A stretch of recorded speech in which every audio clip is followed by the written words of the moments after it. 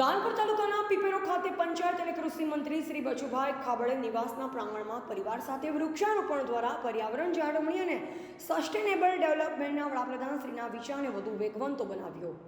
પંચાયત અને કૃષિ મંત્રી શ્રી બચુભાઈ ખાબડે પોતાના 106 વર્ષના માતૃશ્રી સાથે પરિવારજનોએ નિવાસના પ્રાંગણમાં વૃક્ષારોપણ કરી વડાપ્રધાન શ્રી નરેન્દ્રભાઈ મોદી પ્રેરિત એક પેડ માં કે નામ અભિયાનમાં સહભાગી થયા.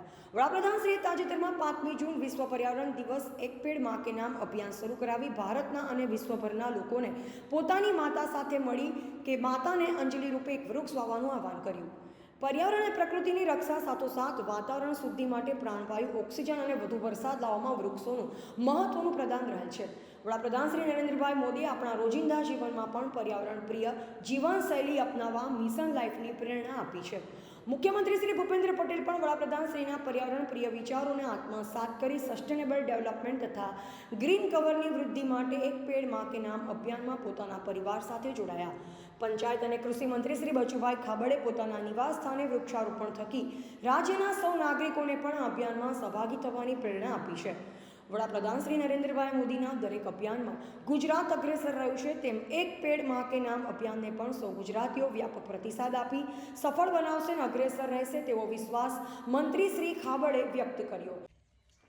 દેશના ત્રીજી વારના વડાપ્રધાન શ્રીમાન નરેન્દ્રભાઈ મોદીજીના નેતૃત્વમાં સમગ્ર ભારત વર્ષને વિકસિત ભારતના સંકલ્પ સાથે આ દેશના દરેક નાગરિક એક વૃક્ષ રોપે એવો શ્રીમાન નરેન્દ્રભાઈ મોદીજીનો સંદેશો અને રાજ્યના મુખ્યમંત્રી ભૂપેન્દ્રભાઈ પટેલે પણ ગુજરાતની તમામ જનતાને, મંત્રીશ્રીઓ, ધારાસભ્યો, ચૂંટાયેલા તમામ પ્રતિનિધિઓ પણ પોતાની માતા સાથે એક વૃક્ષ રોપે એવો સંકલ્પ અને સૂચનના ભાગરૂપે આજે મારા મત વિસ્તારના દાહોદ જિલ્લાના ધાનપુર તાલુકાના પીપેરો મારા વતનના ગામે મારા પટાંગણની અંદર મારા માતૃશ્રી બેનીબેન સાથે તેઓની ઉંમર 106 વર્ષની છે.